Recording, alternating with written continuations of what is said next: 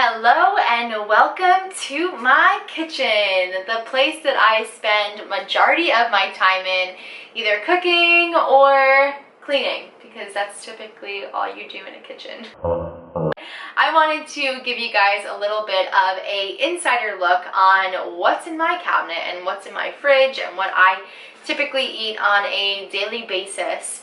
And by no means do I expect you guys to kind of switch overnight, right? Because that would be super unrealistic. You know, these transitions I've made over the past years. And, you know, I'm still making them too. You know, my kitchen is not perfect. I don't think it ever will be perfect. I think there's always going to be another layer to it. But for the most part, if you start to run out of certain ingredients, now you can come back to this video and you can start swapping them with healthy alternatives. And on that same note, if you are someone who has, let's just say, a box of cookies in the cabinet and you know that is a big trigger for you, I invite you to throw them out. Because I promise you, it's better off in the landfill than in your stomach. For the sake of your health, for the sake of this course, just do yourself the favor and toss them out. The first thing I want to talk about is the different types of oils. It's important that we use high quality oils whenever we are cooking or whenever we are using them in our salad dressings. So the oils that you want to stay away from are things like canola oil. I always have a hard time saying that.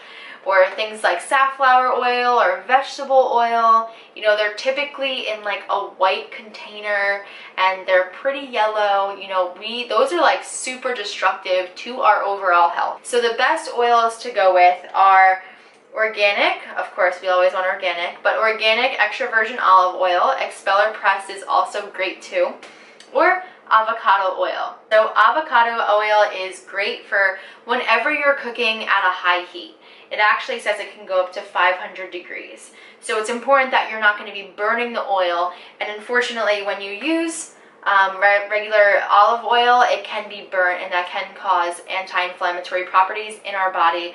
So if you're cooking at a high temperature, I would definitely recommend avocado oil. All right, let's talk salt. So this isn't your typical sea salt. This is your Celtic sea salt. So it's a little bit different than, again, your table salt or, you know, your Himalayan salt, because this guy has a bunch of minerals in it. It has things like magnesium, calcium, potassium. It is literally just a mineral salt. And this is going to be probably one of the purest forms of salt that you could get. So definitely recommend going with this brand. All right, let's talk some spices. I have a whole spice cabinet right here. I try to get organic spices as much as possible, but the two I really want to talk about, first one is red chili pepper. So this is great if you're someone who can tolerate spicy foods. If you can't, toss this one away, because that can really cause some issues with like bloating and gas and things like that. So I love this because, again, my digestive system can handle it, and at the same time it's better than using hot sauces, because hot sauces has a lot of different extra fillers in it, has extra carbs, has extra calories, and why not just go straight to the spice when you have the ability to do so. And the second one I want to talk about is this guy, cinnamon. So cinnamon is great for anti-inflammatory properties. It also helps stabilize your blood sugar levels and actually helps reduce them. And it's also been shown to help in weight loss. So I typically add probably like half a teaspoon to my smoothies every single day. And because I just absolutely love the taste of it, it makes it taste good. If you're someone who is cooking with soy sauces a lot, listen up, because this is going to be something that you want to switch over to immediately. It is so good. It is called liquid aminos, and it has the full spectrum of aminos in it. Plus, it is gluten-free, so if you think you have a gluten intolerance, then this is definitely your buy. It is one of the best soy sauce alternatives out there. However, it has more of like an in-your-face taste. So when you're using it, I would just make sure that you're using small amounts at a time until you get your liking, because if you put too much, then it's just going to taste way too salty. So just watch your serving size on this one. Okay, let's talk rice. So rice is something I probably have 2 to 3 times a week. It helps with your digestive system. And I always get the question, Lauren, there's so many different rices, which one do I go to? And I could go into detail about all of them. Maybe I'll save that for a different video or just share it through one of my emails, because again, it can go very, very in-depth. But right now I have the long grain jasmine rice as well as the basmati rice. So the rice that you want to avoid altogether is just plain white rice. Reason being is because that is a refined carbohydrate and it's going to spike your glucose levels and your insulin levels. So jasmine rice actually falls under that same category, being a refined carbohydrate, but it's not as intense as, you know, your regular white rice.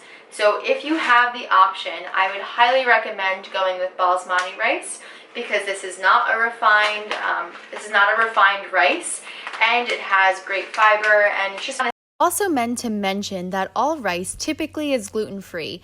Now, if you are getting a boxed rice, then you do have to be aware if it contains any strains of gluten as well as dairy.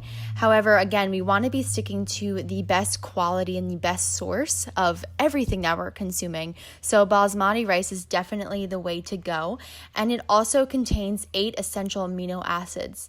And now remember, these amino acids are the building blocks of life. And it's also has a low to medium glycemic index, meaning that energy is released at a slower, steadier rate, leading to more balance of energy. Question of the century that I've been getting is, Lauren, what is the best protein powder? So there is so many brands of protein powders out there, and really I would recommend going with one that is plant-based. Unless you're having 100% whey protein and it's coming from a grass-fed animal, because that is going to be your best option, because again, we want to consume the highest quality of food, and when you consume regular whey, it's just coming from a cow that has been fed antibiotics and hormones, etc. So I typically use the brand Sun Warrior, and unfortunately I literally just ran out of that this morning. So I go sometimes back and forth with Orgain protein. I got this at Costco. This is a good option. It is organic. It has added probiotics in it. My gut seems to be okay with it.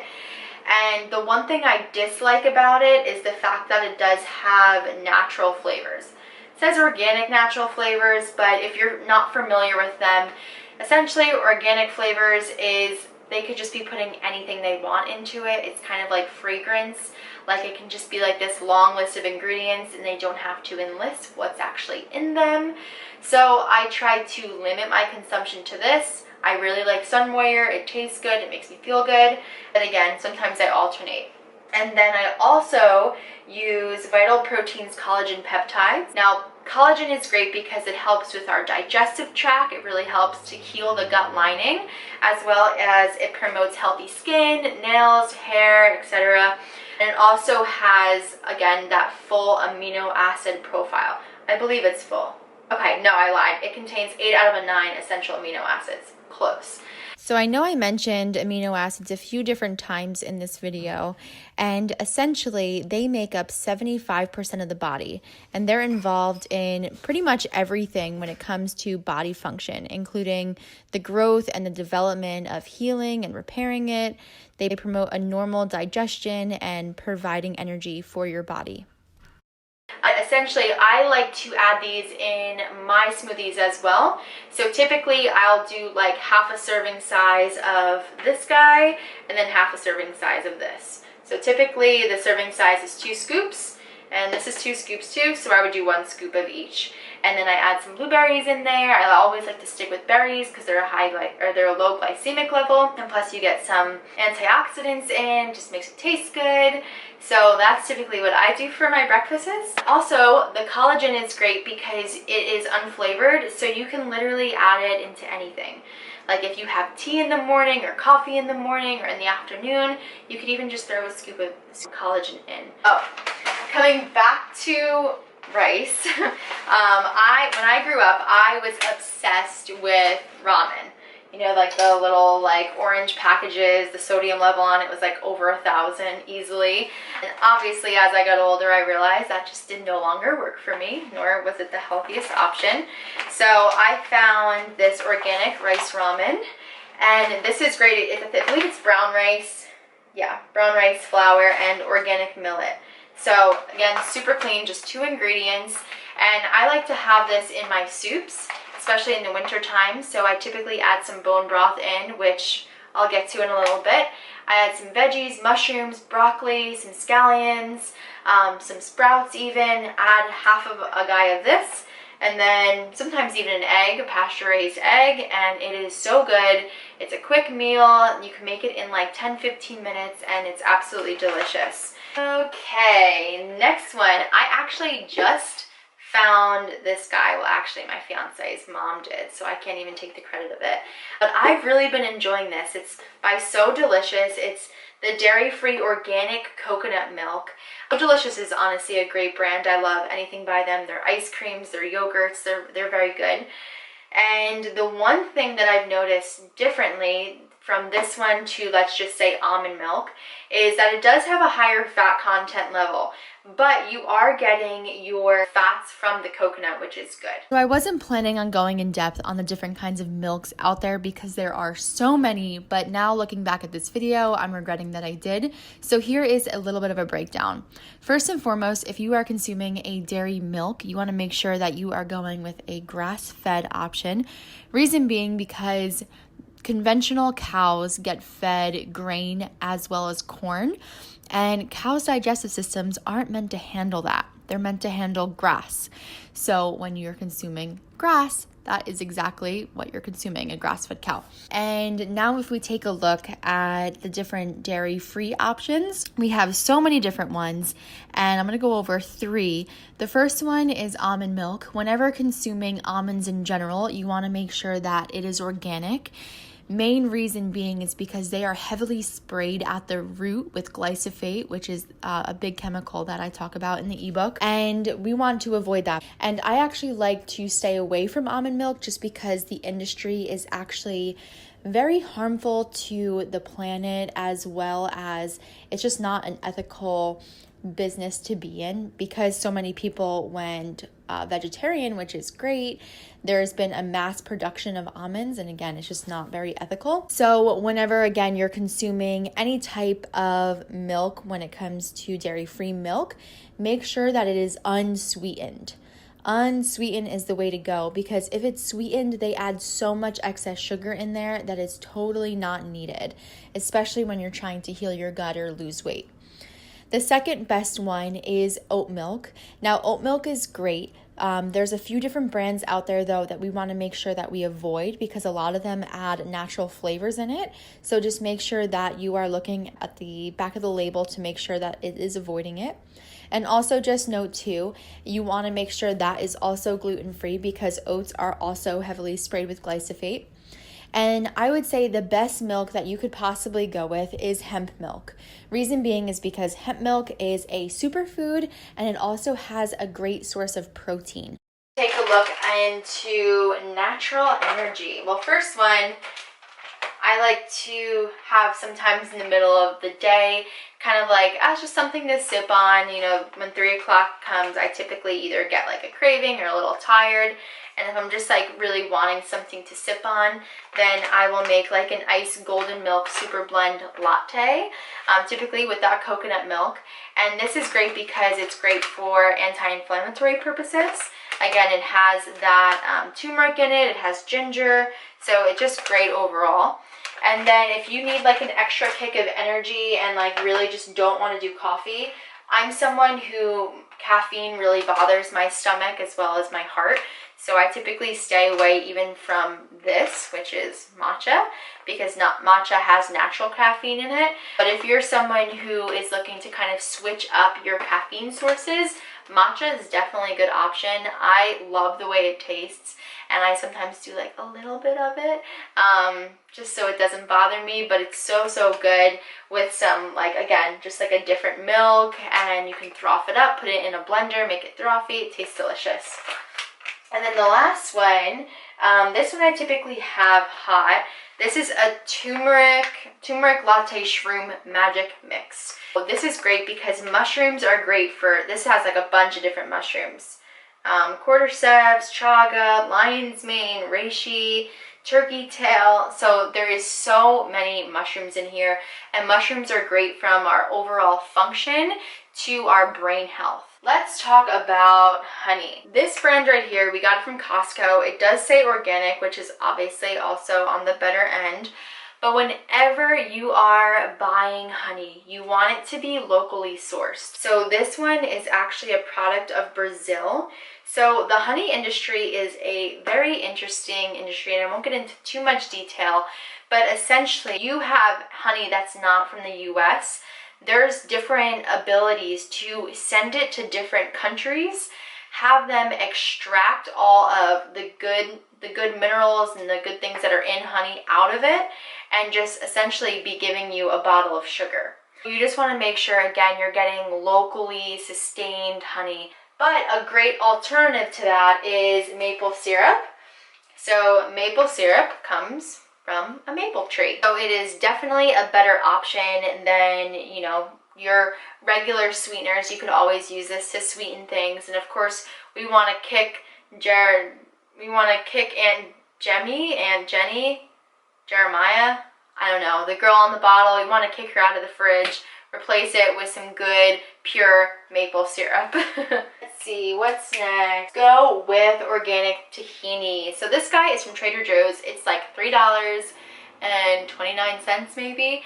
And it's great because I know I posted a lot of different salad dressings in your ebook, and this is the tahini that I typically use. It's a great fat, and especially when it comes to salad dressings, you want to add healthy fats in and not just the low-fat salad dressings, because I know I talked about it in the healthy alternative list. Sometimes low-fat foods actually are more harmful to the body than beneficial to the body.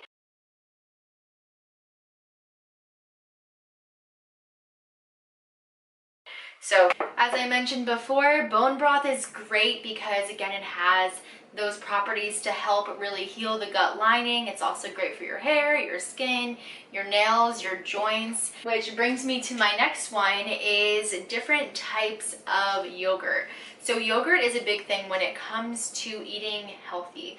I feel like yogurt has gotten this big, like, healthy label on it, when in reality it actually could be very unhealthy. So whenever you're consuming yogurt, you want to make sure you're consuming it from a grass-fed source, especially if it's dairy. If it's not dairy, I would recommend the brand called Kite Hill. And when you're looking at yogurts, especially non-dairy yogurts, you want to look at the carbohydrate intake on it, because what will happen is they typically add more things into it which bring that higher. And of course you want to look at the sugar content as well. So when getting yogurt, I would recommend making sure, again, if it's coming from a grass-fed animal or just a plain non-dairy option, making sure that it has no added fruit into that, and you could add your own fruit in. That will bring the sugar level higher. Next one, we got tofu. So if you are someone who is plant-based, or if you just like adding tofu in, it's a great option of protein. But again, whenever you're consuming tofu, you want to make sure it's coming from a organic source, because soybeans are typically sprayed a lot with different pesticides and herbicides. So when you're consuming organic, you're staying away from all of that. So here are a few different options. Whenever I am cooking, I typically either use a gluten-free powder or almond flour or coconut flour. There's other options that you could also use, like arrowroot, tapioca flour. Typically recipes will call for that. You want to try to stay away from white flour as much as possible, again, because that is just super toxic to your body. And then I also add gelatin, because gelatin is also great for your bones, your hair, your nails, as well as your gut lining. That's like if you want to make things like pudding. Like I think I use this in the chocolate puddings that I give you guys for the recipe in the ebook. So always, again, making sure that it's coming from pasture raised. I know I mentioned a few different times how not all eggs are created equally, and the best option for you to go to is pasture raised. So pasture raised essentially means that these guys are outside. Like when you think of a hen or a chicken, you think of them grazing on the grass, being outside, enjoying the weather. And unfortunately, in the mass farming industry, that's just not the case anymore. Typically, regular eggs, let's just say if you get them from 7-Eleven, they are your conventional eggs, and they just are consumed, or they're just produced in mass quantity, and these guys are forced into small little cages. They barely have anywhere to move, and then they end up getting really sick. They're fed antibiotics and all that stuff. So we just want to stay away from that. And I promise, once when you start eating pasture-raised eggs, you are never going to want to go back, because they taste absolutely delicious. Going back to baking, sorry, I'm kind of jumping all over the place, but also a great sweetener to add instead of, again, regular sugar is obviously your maple syrup, as well as using stevia. Typically they have like little jars of stevia, and it's just pure stevia. Like this one has inulin in it as well as silica. So they didn't have that at the store that I went to, and I just really needed it for a recipe, so I bought this guy. I will be switching over to the regular one. It has like over 300 servings in it, so it'll last you like forever. All right, let's talk seafood. So seafood, whenever you're consuming it, you want to make sure that you go with a wild caught option instead of farm raised, simply because obviously wild caught, it's from the wild, and these fish tend to be less fatty because they have more area to swim in. And when you are consuming farm raised, again, it's kind of it's a farm in the water, and it's surrounded, they have a decent amount of space, but not a lot. So the fish tend to be a little bit more fattier. They tend to be more immune to diseases, and especially they're not fed the same food as regular wild caught fish. When I got from Costco, we were eating a lot of tuna sandwiches in the summertime. So this is a great option. Wild Planet is a really good brand. And also too, if you can ever find, like, I know Trader Joe's had it, it was like packaged tuna in a can, because can sometimes has BPA lining in it, which can mess up our hormones. I believe this might be BPA free. Not 100%. I only know that it's a sustainable brand, so I'm assuming that it's probably not. I don't know, I can't find it, but essentially this is a better brand, and if you can find it in that package, it's also a good brand too. So engaged to a Spanish man, we tend to eat a lot of Spanish food, and I am not complaining. But a big thing that we consume is tacos. So I get the question a lot, should I be eating corn tacos or flour tacos? And it really just depends if you have a gluten sensitivity. There's amazing brands out there that have cashew-based tortillas. I don't have them with me. I believe the brand is called Cecita? Something with an S. But I personally love going with corn. If I have that option, like let's just say if I'm at a restaurant, I typically go with corn. However, there's also the flip side of that, because corn is a heavily genetically sprayed modified organism. So you want to make sure that you are getting tortillas that are GMO free. So that is essentially what is in my fridge as well as my pantries. I hope it was educational for you guys. I hope that you come back to this video even after these 5 weeks and start to just utilize it. You know, you have this, so come back to it, start trying new foods out, trying new spices out, trying new products out, and playing around seeing what works best for your body. Until then, I will see you next week, where we go deeper into understanding your gut health in general, and we start crowding in those good, healthy, fibrous foods. I will see you then.